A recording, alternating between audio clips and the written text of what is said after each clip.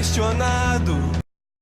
Rubem Alves, ele escreveu um livro, e eu li um livro de Rubem Alves chamado Desfiz 75 anos. Ao olhar o título, veio logo na minha mente um poema de Cassiano Ricardo, que tem uma parte que diz assim: diante de coisas tão doídas, conservemos-nos serenos, porque cada minuto de vida nunca é mais, é sempre menos. Desde o instante em que se nasce, já se começa a morrer.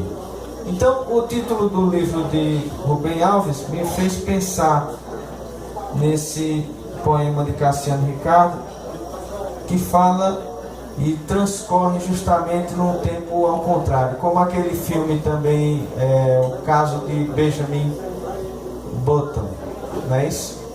É muito interessante a possibilidade de pensar um aspecto inverso e perceber o tempo medido, por exemplo, como criação humana. O tempo que a gente marca no relógio, a medição arbitrária da humanidade, como, por exemplo, dizer que o eixo zero da Terra, que passa ali no meridiano, é o zero, 12 horas positivas ao ocidente, 12 negativas ao oriente. E a gente vive num tempo, fazemos tudo em um tempo cronometrado, medido, e queremos sempre matar o tempo, e o tempo termina nos matando. É uma situação engraçada. E por isso, gostaria aqui de citar então, para encerrar um pouco a nossa fala, o que o nosso coordenador no início colocou. A mitologia de Cronos e Kairos, para encerrar esse nosso momento de fala e também a gente apreciar a fala dos outros sobre a questão do tempo. O Cronos, quando eu falo de Rubem Alves, que desfez 75 anos, ou seja, desgastou-se, né? O Cronos é aquele que devora. O tempo é aquele que devora. Cronos, você sabe, devorava os filhos. E aí, quando Zeus nasceu, a mãe enganou Cronos, enrolando ele num pano e dando para ele comer. E quando ele cresceu, ele fez vomitar os irmãos. Então, o Cronos, o tempo devorador, não perdoa. Já o tempo Kairos é o momento oportuno, que pode chegar em qualquer instante, a qualquer momento.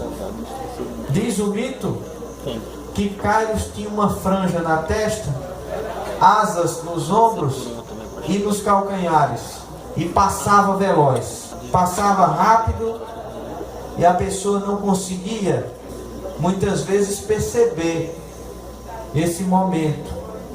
Então, quando a oportunidade nos chega, devemos então agarrá-la, pois caso ela escape, ela não volta. Devemos encará-la de frente. Temos que estar atentos à oportunidade cotidiana. Kairos não pertence a Cronos. Ele simplesmente acontece sem previsibilidade. Quando Zeus tira Cronos da jogada, veja, ele aniquila o tempo, então ele ganha a imortalidade. Não está mais no tempo. A maior oportunidade nossa, então, para deixar aqui uma fala, é a vida, pela qual passamos quando tão somente planejamos e pensamos, em vez de vivermos. A consciência da morte deve fazer com que consideremos a vida como uma oportunidade valiosa e única. Os gregos acreditavam que Kairos podia enfrentar Cronos.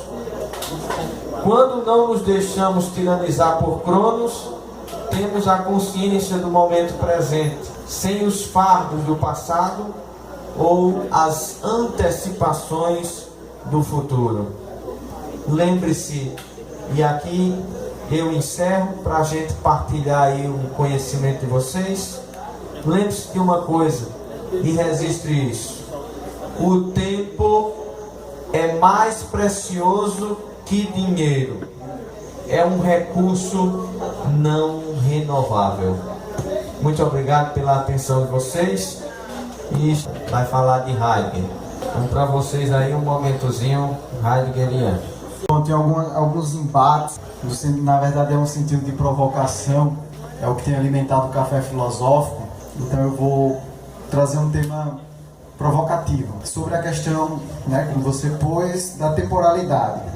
Você citou Bergson, Bergson, tratando do tempo antropológico, a percepção até apaixonada por Bergson, e o que mostrou a sua paixão pelo tempo, de observar os relógios, de ter os relógios, de contar o tempo, de perceber isso em vários lugares, São Paulo, Amsterdã. Então isso mostra a sua paixão pela discussão do tempo. A minha questão é o seguinte: na medida que Bergson pensa um tempo antropológico, ele nega a inutilidade, né, da percepção do tempo enquanto eternidade. É nesse sentido que eu quero trazer David Hume, quando ele escreve aquela obra, uma investigação sobre o conhecimento humano. Ele coloca que o que nós temos de constatação de qualquer coisa é uma impressão. Então o tempo seria uma mera impressão. Essa é a primeira pergunta. O tempo é uma mera impressão? É uma não existência? Essa é a primeira questão. A segunda: se o tempo é uma característica antropológica, então para que a eternidade? Então, para Bergson, a eternidade seria somente uma ilusão criada pelos homens para poder suportar a sua existência perante aquilo que ele não conhece. Então, se a eternidade não existe e o tempo é sempre um tempo antropológico, então para que religião? Então, essa seria a minha questão. A questão da moléstia, ele começa a perceber sobre a questão do tempo que as pessoas enveredam pelo tempo físico, quantificável. O problema da eternidade, eu vi em um texto que Bergson coloca 3 momentos do ser. Um deles é a eternidade, que ele aproxima com a visão de Boécio. O outro é o que ele chama de Evo, que seria, numa visão de Tomás de Aquino, praticamente, então seria a presença do ser no tempo. Seria criado, um ser criado sem fim, ou seja, o homem, por exemplo, ele foi criado, mas tende ao infinito. E por fim, ele coloca uma terceira questão, que é na perspectiva de Aristóteles. O momento que ele chama, não de eternidade, mas é o tempo medido e mensurável, que é o tempo passado. Para Bergson, o tempo como mera impressão, como você cita aí Hume, o tempo como mera impressão, ele apenas acontece àquelas pessoas que não conseguem se ver na duração, no acontecimento, até porque para ele o tempo não estaria ligado ao espaço. E se por acaso o espaço é que condiciona o tempo, nesse caso medido, então gera as impressões que a gente pode perceber aí e serem colocadas na nossa visão de tempo medido. Impressões passadas, impressões vividas, mas acredito eu que para ele, ao pensar no tempo propriamente dito, o tempo ele reside na passagem e não no que passa.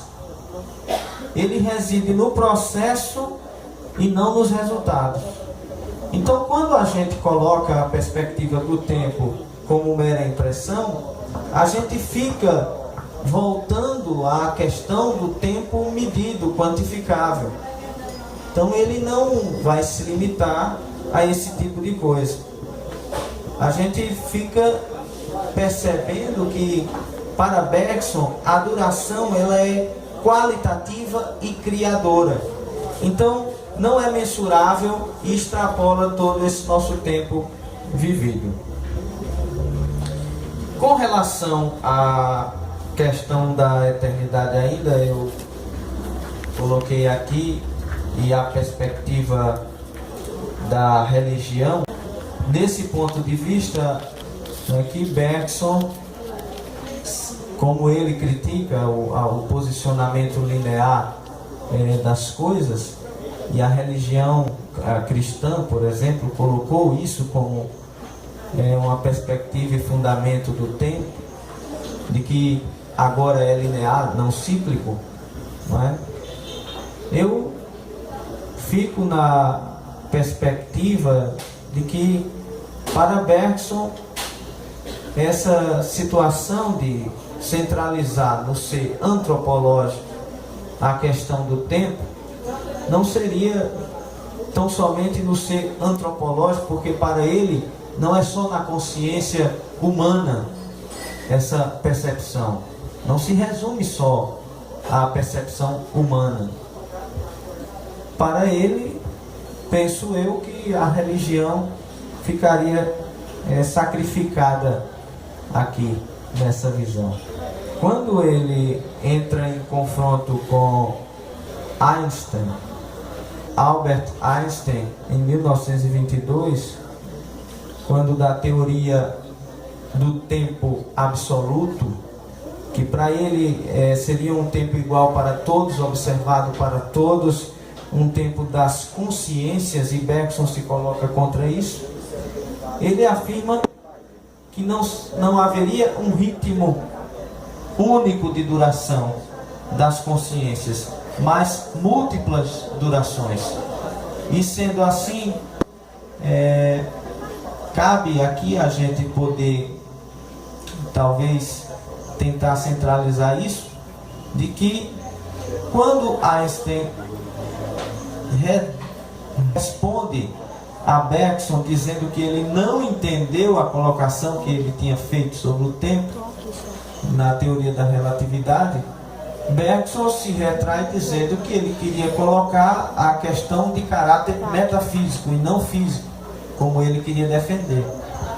Então, a posição de Bergson, o aspecto religioso, não teria muito como se sustentar na perspectiva da eternidade, apesar de ele colocar o ser como experiência e vivência. A gente perceba que o ponto de Bergson, no sentido de entender o tempo, não seria de desconsiderar que há um tempo.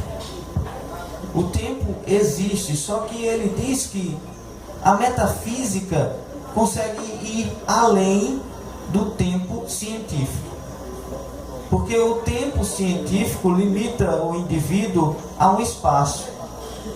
E na metafísica, essa abordagem toma dimensões qualitativas para o ser.